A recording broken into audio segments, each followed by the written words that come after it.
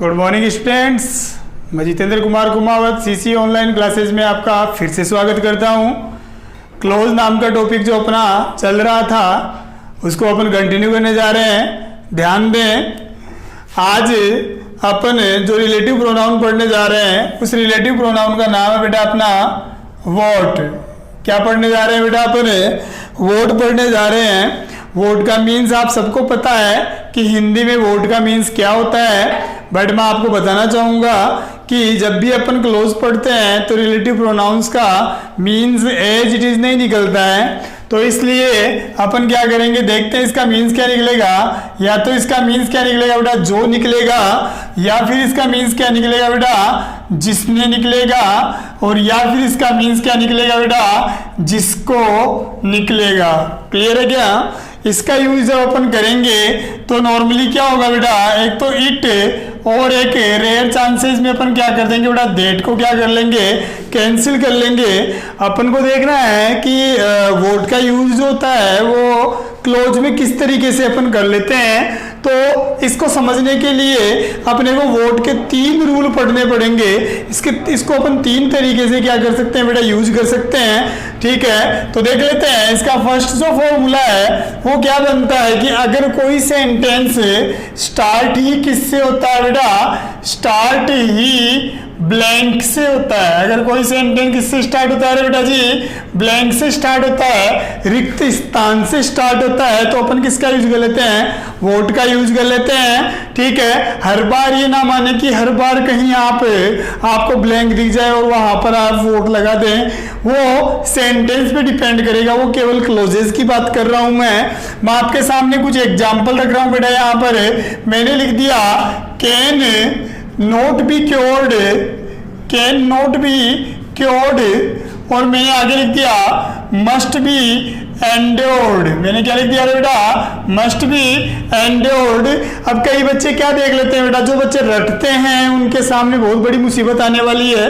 वो मुसीबत क्या है ये मत समझना, 29 तारीख को कोई धरती के पास से कोई उल्का पिंड गुजरेगा, वो मुसीबत की बात नहीं कर रहा हूं मैं। जो मुसीबत मैं यहाँ पर बताना चाह रहा हूँ कि बच्चे क्या देखते हैं कि कोई सेंटेंस ब्लैंक से स्टार्ट होता है तो वो क्या सोचते हैं कि ये इंटेरोगेटिव सेंटेंस है, क्योंकि उन्हें सिखाया जाता है कि इंटेरोगेटिव सेंटेंसेस ब्लैंक से स्टार्ट तो लास्ट में क्वेश्चन मार्क होता है। क्या आपको इसके लास्ट में क्वेश्चन मार्क नजर आ रहा है बच्चों? ठीक है, आपका आंसर होगा नहीं सर इसमें तो फुल स्टॉप दिया हुआ है। तो मैं आपको बताना चाहूंगा कि ये कोई इंटेरोगेटिव सेंटेंस नहीं होगा।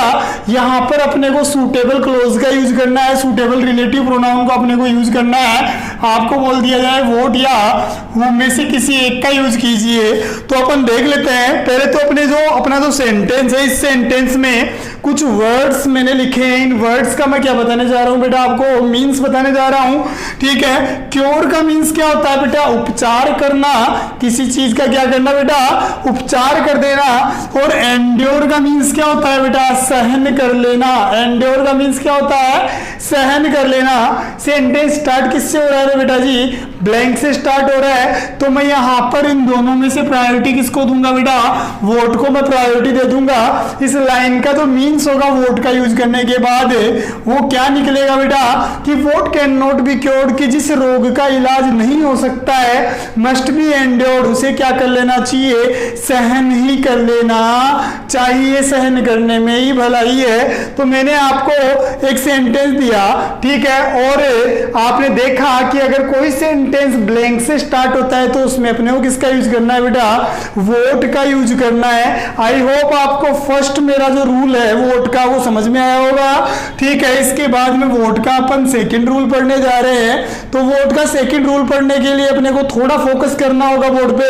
ठीक है, ध्यान देने की बात है कि अगर आपको जो ब्लैंक है, अब की बार जो ब्लैंक होगा बेटा वो ब्लैंक किसके बाद होगा बेटा, आफ्टर ए वर्ब। अब की बार जो ब्लैंक होगा बेटा जी वो कहाँ होगा, वर्ब के बाद होगा। अगर वर्ब के बाद में आपको ब्लैंक दिया हुआ आता है तो उस सिचुएशन में डेफिनेटली अपन किसका यूज कर लेते हैं, वोट का ही यूज कर लेते हैं। ठीक है, इसका एक फॉर्मूला अपन यहाँ पे चाहे तो बना सकते हैं कि वर्ब ठीक है। और वर्ब के बाद में अगर ब्लैंक दिया हुआ आता है तो उस सिचुएशन में अपन किसका यूज कर लेते हैं बेटा जी, वोट का यूज कर लेते हैं। एक एग्जाम्पल मैंने यहाँ पे लिख दिया और ये मैंने लिखा गिव हर और ये मैंने लिख दिया शी वॉन्ट्स। एक सेंटेंस मैंने दिया है और मैंने यहाँ पर लिख दिया, ठीक है, वोट, और नेक्स्ट मैंने लिख दिया डेट। आपके सामने ऑप्शन है, सॉरी मेरा जो एग्जाम्पल है बेटा, मैंने एग्जाम्पल यहाँ पे रॉन्ग लिख दिया है, तो इस एग्जाम्पल को मैं यहाँ पे रफ कर रहा हूँ, दूसरा एग्जाम्पल दे रहा हूँ, क्योंकि मैंने यहाँ पर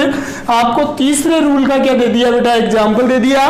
ठीक है, तो मैं यहाँ पर एग्जाम्पल दूसरा लिखता हूँ। मैंने लिखा डू ब्लैंक आई से, और यहाँ पर ऑप्शन दिया मैंने आप लोगों को वॉट और दैट, दो ऑप्शन मैंने आपको दिए हैं। ठीक है, थोड़ा फोकस कर लेना, आपका आइडिया बिल्कुल क्लियर हो जाएगा। मैंने क्या कहा था कि अगर वर्ब के जस्ट बाद में ब्लैंक आ रहा है तो समझ जाइए कि वहां पर अपने को किसका यूज करना है, वोट का ही यूज करना है। यहाँ पर देखो सेंटेंस स्टार्ट किससे हो रहा है, डू से स्टार्ट हो रहा है। डू एक वर्ब होती है, तो वर्ब के जस्ट बाद में क्या दे रखा है बेटा, आपने को ब्लैंक दे रखा है। तो बताइए वोट और डेट में से आप किसका यूज करेंगे, डेफिनेटली यहां पर किसका यूज होगा बेटा जी, वोट का यूज होगा। इस लाइन का पर अगर मींस निकालते हैं तो मींस निकालने पे आप पाएंगे कि वोट का मींस जो है वो क्या नहीं निकलेगा, इसका मींस जो है वो यहां पर क्या निकलेगा बेटा, जो निकलेगा।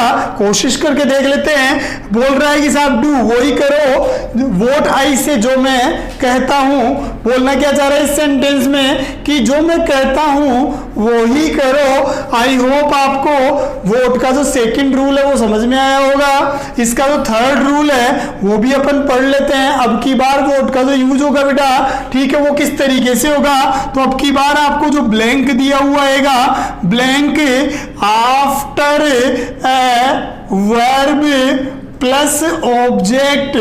ठीक है, अब की बार आपको ब्लैंक कहाँ दिया हुआ है बेटा, ऑब्जेक्ट के बाद दिया हुआ है। इसका फॉर्मूला ठीक है आपको समझ में आया होगा। शॉर्ट में अगर बनाना चाहूं तो मैं यहाँ पर लिखता हूँ वर्ब प्लस ऑब्जेक्ट। मैंने क्या लिखा है बेटा, वर्ब प्लस ऑब्जेक्ट, और यहाँ पर मैंने क्या लिख दिया, वोट। इस तरीके से अपने को यूज कर लेना है वोट का। मेरी बात समझ में आ रही होगी आप लोगों को कि अगर वर्ब के जस्ट बाद में ऑब्जेक्ट दिया हुआ है और उस ऑब्जेक्ट के जस्ट बाद में आपको कोई ब्लैंक दे रखा है तो डेफिनेटली वोट का ही अपन क्या करेंगे बेटा, यूज कर लेंगे। जैसे मैंने यहां पर वही एग्जांपल मैंने आपको दिया जो भी पहले लास्ट टाइम दिया था। मैंने लिखा गिव हर और ये मैंने लिख दिया वॉन्ट्स, गिव हर और मैंने लिख दिया वॉन्ट्स। यहां पर ऑप्शन दे दिया वोट और डेट, दो ऑप्शन मैंने आपको दिए हैं। आपको देखने की जरूरत है कि सेंटेंस में देखो आपको वर्ब दे रखी है और वर्ब के जस्ट बाद में क्या दे रखा है बेटा, ऑब्जेक्ट दे रखा है। तो ऑब्जेक्ट के तुरंत बाद में अपने को क्या दे रखा है बेटा, ब्लैंक दे रखा है। तो इस सिचुएशन में बताइए आप दोनों में से किसका यूज करेंगे। बिल्कुल सही कहा आपने, किसका यूज कर लेंगे बेटा, अपने वोट का ही यूज कर लेंगे। आई होप आपको जो है वो वोट का जो रूल है वो समझ में आया होगा। ये तीन रूल पढ़ते ही अपना वोट का जो यूज है वो कंप्लीट हो जाता है। ठीक है, इसके जस्ट बाद में अपना एक और रिलेटिव प्रोनाउन बच रहा है, वो अपन पढ़ लेते हैं। वो कौन सा है अपना वाई।